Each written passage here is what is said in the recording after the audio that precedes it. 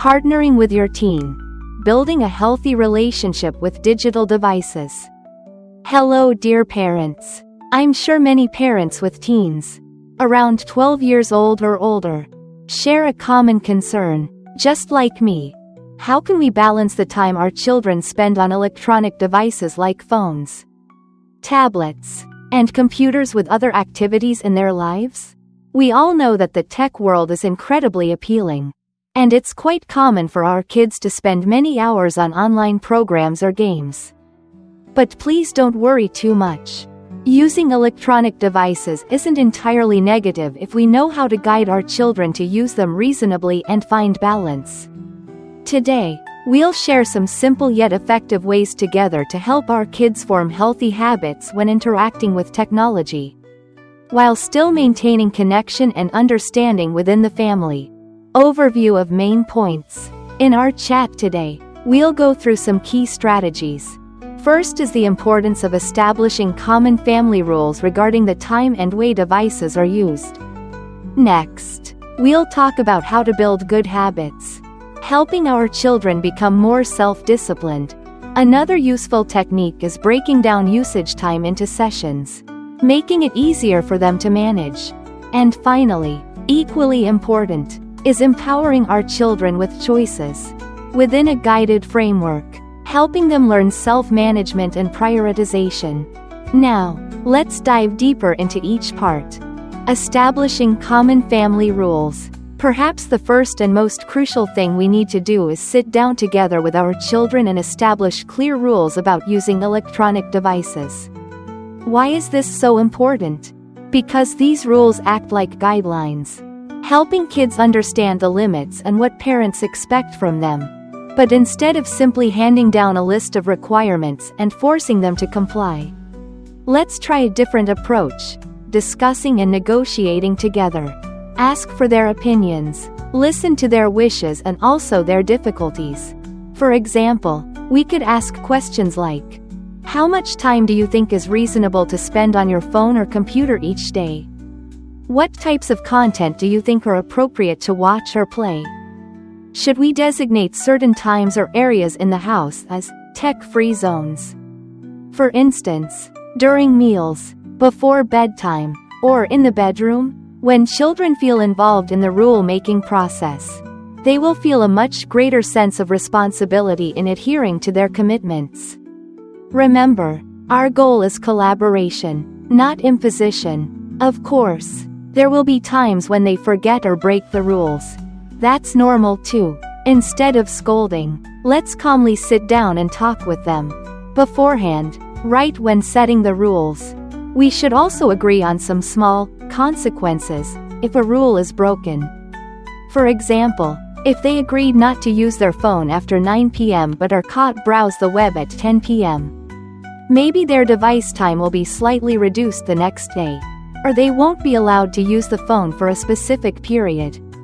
The important thing is that these consequences are agreed upon in advance and are constructive, helping them better understand their commitments. Building good habits. Besides clear rules, building good habits within the family also plays an incredibly important role. Habits are like invisible tracks, helping things fall into place naturally without needing constant reminders or arguments. When technology use becomes part of a routine, it becomes a healthy part of family life. For example, parents can consistently create a simple habit. Screen time, watching TV or using devices, is only allowed after homework is completed. Initially, they might not be used to it, but if we apply it consistently, it will gradually become a very natural thing.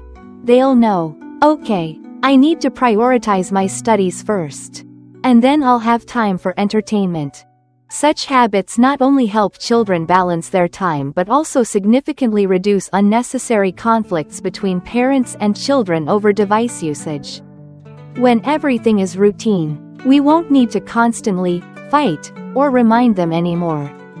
Breaking down usage time into sessions.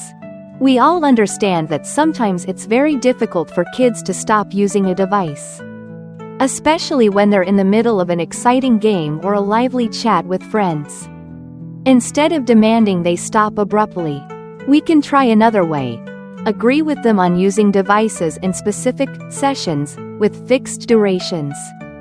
For instance, each session could last 45 minutes or an hour. Depending on the agreement, when the time is almost up, parents can gently remind them, or use the timer function on the device itself. This method helps children learn to monitor their own time better and mentally prepare for ending the activity. To make this more effective, parents can try a few small tips. Remind them 5 to 10 minutes before the time is up. This gives them time to finish what they're doing. Use a timer or time management apps so both parents and children can keep track.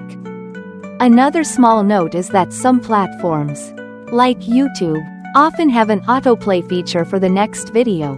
This can easily draw kids in and make them watch continuously. Parents might want to check and disable this feature to help children be more conscious of stopping at the right time. Giving children choices, within limits.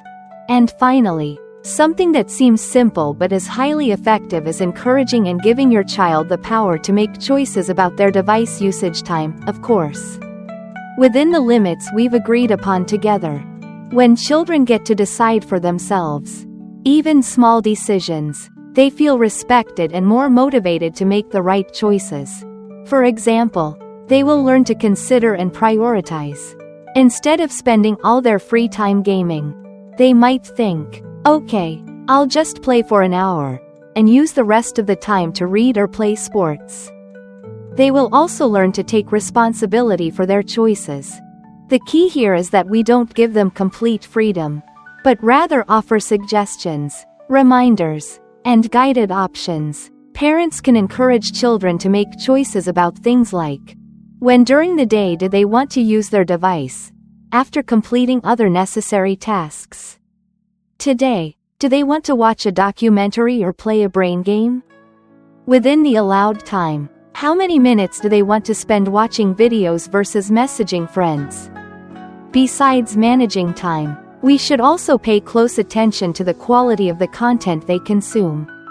Encourage them to watch videos, play games, and read information that is educational, conveys positive messages, and is age-appropriate. To do this, parents can talk with them about the content they watch, asking about their feelings and thoughts.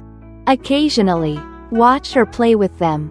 This is a great opportunity to understand their interests better and also to assess if the content is truly suitable.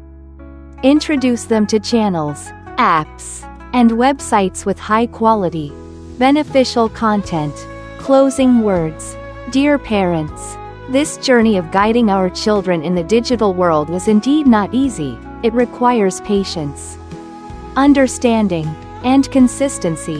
There's no single formula that works for every family. The most important thing is that we build trust, communicate openly, and work together with our children to find the rules and habits that best suit our family's circumstances. Remember, we are not trying to prohibit or control them negatively, but rather guide them on how to use technology smartly, healthily, and in balance. And let's not forget, we ourselves need to be good role models for our children in using electronic devices reasonably too. Wishing you and your children always find common ground and have truly joyful, meaningful moments together, both in the real world and online. Thank you for listening.